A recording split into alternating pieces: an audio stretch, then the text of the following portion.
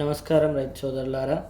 మన తెలంగాణ ప్రభుత్వం ప్రతిష్టాత్మకంగా చేపట్టిన ప్రజాపాలన ప్రగతి ప్రణాళికలో భాగంగా మే 4వ తేదీ నుండి మే 9వ తేదీ వరకు రైతు వారోత్సవాలను జరుపుకుంటున్నాం.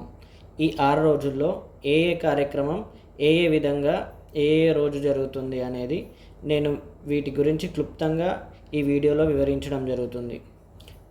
దీనిలో భాగంగా మొదటి రోజు మే 4 సోమవారం రోజున నేల ఆరోగ్యము ప్రకృతి వ్యవసాయము. ఈరోజు రైతు వేదికల్లో సాయిల్ హెల్త్ కార్డుల డిస్ట్రిబ్యూషను మరియు ప్రకృతి వ్యవసాయంపై అవగాహనను కల్పించడం జరుగుతుంది. అదేవిధంగా సన్న బియ్యం రకాల సాగుపై రైతులకు సూచనలు ఇవ్వడం జరుగుతుంది. రెండవ రోజు మే 5, 2026 మంగళవారం. దీనిలో భాగంగా ఉద్యానవన పంటలు మరియు ఆయిల్ ఫామ్ నియోజకవర్గ స్థాయిలో ఆయిల్ ఫామ్ సాగు విస్తీర్ణం యొక్క పెరుగుదల మరియు ప్రత్యామ్నాయ పంటల సాగు, అదేవిధంగా డ్రిప్ ఇరిగేషన్పై అవగాహన సదస్సులను నిర్వహించడం జరుగుతుంది. మరొక రోజు మే 6 బుధవారం.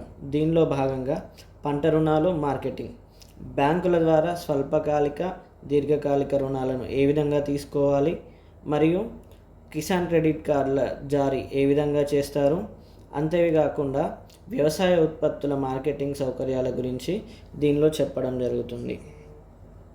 అదేవిధంగా మనకి మే 7 గురువారం యాంత్రీకరణ డ్రోన్లు, వ్యవసాయంలో డ్రోన్లని ఏ విధంగా ఉపయోగిస్తారు, అంతేకాకుండా పిఎం కుసుమ్ అనే పథకం ద్వారా సోలార్ విద్యుత్ కేంద్రాల ఏర్పాటు గురించి అవగాహనను కల్పించడం జరుగుతుంది.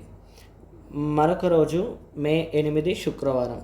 దీనిలో భాగంగా పశుసంవర్ధక శాఖ, మత్స్యశాఖ. దీనిలో పశుజాతి అభివృద్ధి, దూడల ప్రదర్శన, గడ్డి విత్తనాలు, వేసవిలో పశు సంరక్షణ కోసం ఏ విధమైన జాగ్రత్తలు తీసుకోవాలి, అంతేకాకుండా చేపల పెంపకంలో ఏ విధమైన జాగ్రత్తలు తీసుకోవాలి అనేది ఈ రోజు చెప్పడం జరుగుతుంది.